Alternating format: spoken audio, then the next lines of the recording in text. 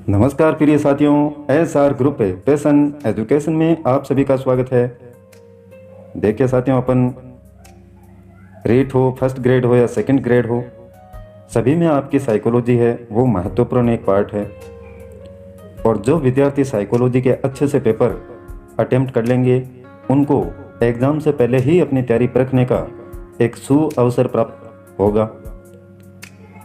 तो आप इन पेपरों को समझ के अच्छे से करें, इनको थोड़ा सा समय आप देने का प्रयत्न करें, बहुत ज़्यादा इनसे फ़ायदा आपको होने वाला है। आज का पेपर प्रत्येक प्रश्न आपके सिलेबस को ध्यान में रख करके बनाया गया है।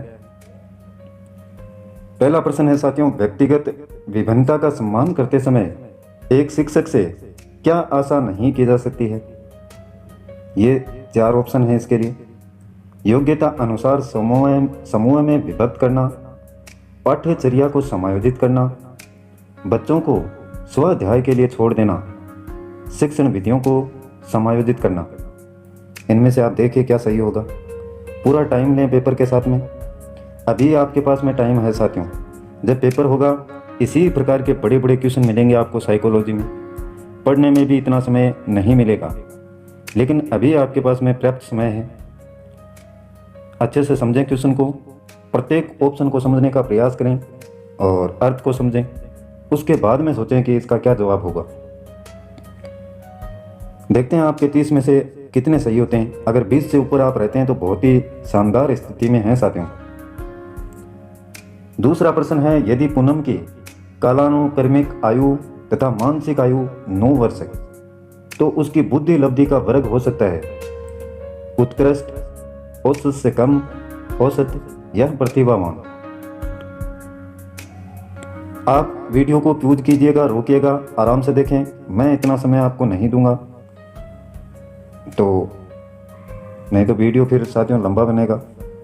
तीसरा प्रश्न है, निम्न में से कौन से स्वलीनता के लक्षण हैं। स्वलीनता के लक्षण: कमजोर सामाजिक व्यवहार, रूढ़िबद्ध व्यवहार, कमजोर संप्रेषण, उपरोक्त सभी।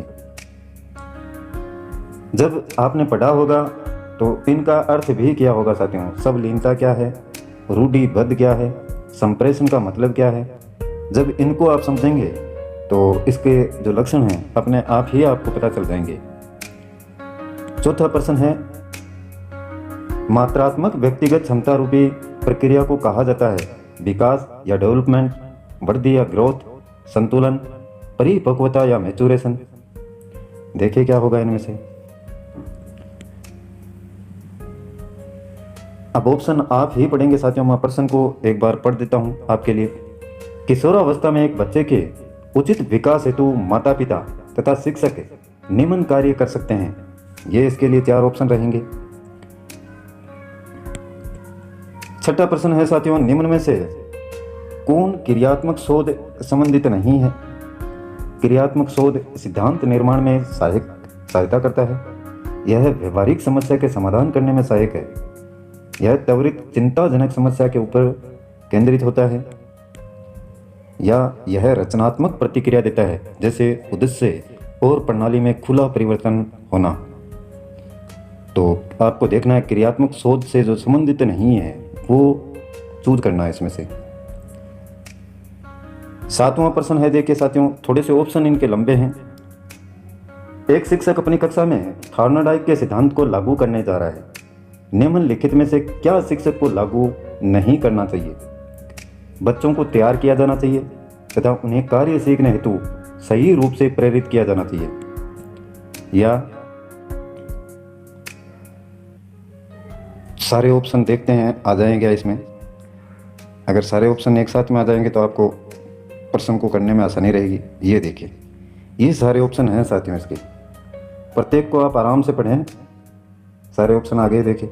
ये पहला आपका, दूसरा, तीसरा और चौथा। इनमें से देखिए क्या होगा। अगला प्रश्न है साथियों 8वां। अब थोड़ा सा जूम करते हैं इसको। 8वां प्रश्न है साथियों, बाल्यावस्था के दौरान अपने तथा दूसरों के दृष्टिकोण में अंतर करने में अयोग्यता को दर्शाता है। केंद्रस्थ या सेंट्रिसिज्म, आत्म केंद्रस्थ, ईगोसेंट्रिसिज्म, जड़ात्मवाद या एनिमिज्म, या उपरोक्त में से कोई नहीं। इन शब्दों को आपको समझना ही होगा साथियों साइकोलॉजी में, तभी आप ऐसे प्रश्नों के उत्तर दे पाएंगे। 9वां प्रश्न है साथियों, जब कोई बारंबार अपनी कमजोरियों से निकलने में असफल होता है और कुछ प्रवीणता हासिल करता है या साधारणतः अधीनता या अपकर्ष को ज्यादा बल देने लगता है, तो उसे हीन भावना कहते हैं। इस तथ्य को किसने हीन भावना कहा है? और ये साइकोलॉजिस्ट हैं कार्ल गस्टव युंग, सिगमंड फ्राइड, करेन हॉर्नी, अल्फ्रेड एडलर। तो इनमें से देखिए क्या होगा। यह पूरा प्रश्न है। 10 का प्रश्न यह रहा साथियों, अत्यंत निपुणतापूर्ण अधिगम पद्धति जिस पर बेंडूरा या जिसको बांडूरा कहते हैं तथा बोल्टर ने बल दिया है। ये 4 ऑप्शन हैं, पुरस्कार तथा दंड, निरीक्षण युक्त अधिगम या अनुकरण, सब वास्तविकरण या उपरोक्त में से कोई नहीं। 11वां प्रश्न है साथियों, शिक्षा के अधिकार अधिनियम के अंतर्गत निम्न में से क्या शिक्षक के कार्य नहीं माने गए?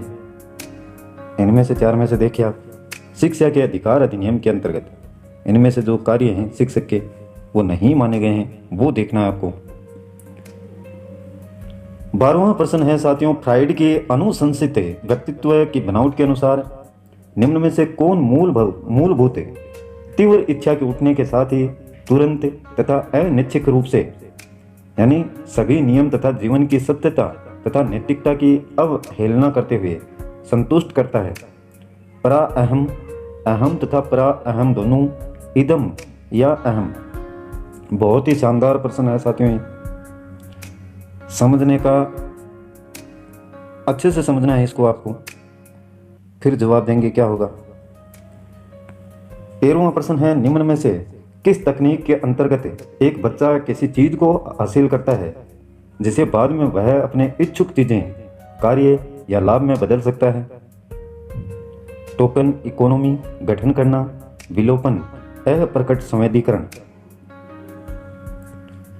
14वां प्रश्न साथियों यह रहा आपका, समायोजन प्रक्रिया के दौरान विद्यार्थीगण बहुत सी विरोधाभासी परिस्थितियों से गुजरते हैं।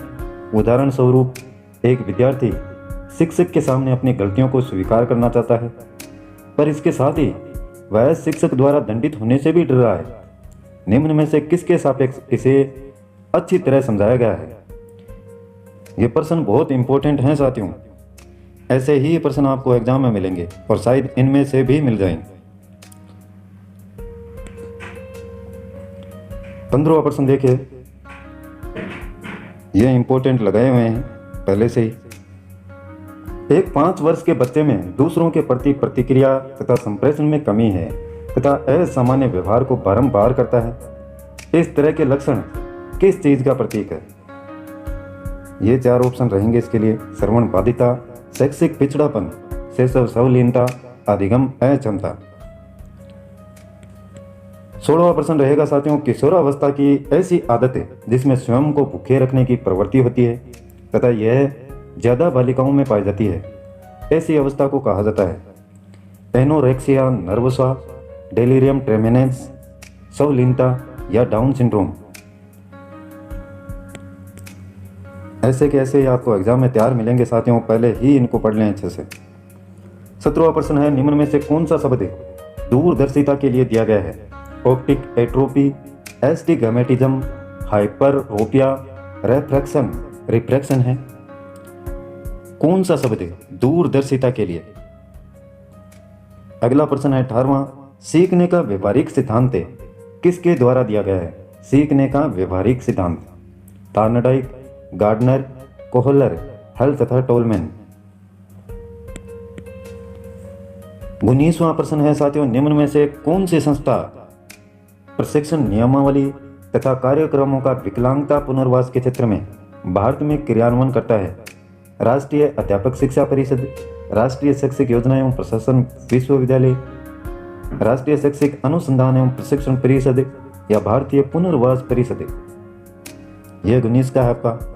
आराम से देखें, यहीं पर इसको रोक लें, मैं आगे चलता रहूँगा, लेकिन आप वीडियो को रोक सकते हैं, फिर देखें आंसर क्या होगा। 20वां प्रश्न है साथियों, एक विशेष स्तर पर बच्चे मौलिक तर्क का प्रयोग करना शुरू कर देते हैं तथा सभी प्रकार के प्रश्नों का उत्तर जानना चाहते हैं। पियाजे ने इसे अंतर्ज्ञान कहा है। पियाजे में से कौन से चरण का यह अर्थ है? ये 4 ऑप्शन है। साकार संचालन, पूर्व संचालन, औपचारिक संचालन या इनमें से कोई नहीं। 21 का प्रश्न है साथियों, अधिकांश बच्चे प्रथम सार्थक शब्द किस आयु में बोलते हैं? 3 महीने में, 6 महीने में, 35 से 40 महीने में या 10 से 13 महीने में? इंपॉर्टेंट है, आया हुआ क्वेश्चन है। प्रथम सार्थक शब्द किस आयु में बोलते हैं? ये अगला प्रश्न है 22 का, बहुबुद्धि सिद्धांत के जनक कौन है? वाइगोत्स्की, ब्रूनर, अल्फ्रेड बिन्ने या गार्डनर? 23 का प्रश्न है साथियों, निम्न में से किसने सामाजिक रचनावाद दर्शन पर अत्यधिक बल दिया? वाइगोत्स्की, पियाजे, डीवी या कोहलबर्ग? सामाजिक रचनावाद दर्शन पर। 24 का प्रश्न है साथियों, निम्न में से कौन सी दृष्टिबाधित विद्यार्थियों के लिए उपयोग की जाने वाली सहायक सामग्री नहीं है? बड़े प्रिंट की पुस्तकें, विशालक कंप्यूटरीकृत पुस्तकें, वाणी संश्लेषक, पाठ्य पुस्तक का अनुपूरक। 25 का प्रश्न है साथियों, श्रवण यानी सुनने में विकृति की माप की जाती है हर्ट्ज में, डेसिबल में, वॉट में या पौंड में? श्रवण सुनने में विकृति है तो उसकी माप कैसे की जाएगी? 26 का प्रश्न है साथियों, निम्नलिखित में से कौन सूक्ष्म चलन कौशल का उदाहरण है? सूक्ष्म चलन कौशल का चढ़ना, कूदना, दौड़ना या लिखना? 27 का प्रश्न है, स्कीमा का तात्पर्य है? स्कीमा ये ऑप्शन रहेंगे आपके। रोकें वीडियो को, प्यूज करें और फिर इनको देखें आराम से। 28 का प्रश्न ये रहा, खूब बड़ा है, देखिए। सूचना प्रक्रमण सिद्धांत बुद्धि को विभिन्न आधारभूत कौशलों में विभक्त करने के लिए जाने जाते हैं, जिसे लोग सूचना प्राप्त करने, प्रक्रमण करने और तर्क देकर समस्या समाधान के लिए उपयोग करते हैं। इस प्रकार के सिद्धांत का प्रतिपादन करने हेतु श्रेष्ठ किसे माना गया है? पहले इसको अच्छे से समझें, पढ़ें और इसके बाद में ये 4 ऑप्शन देखें। जेरोम ब्रूनर, जीन पियाजे, जेपी गिलफोर्ड, रॉबर्ट स्टर्नबर्ग।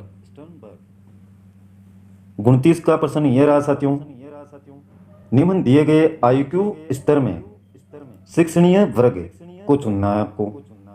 70 से 90, 30 से 50, 50 से 70 या 50 से नीचे।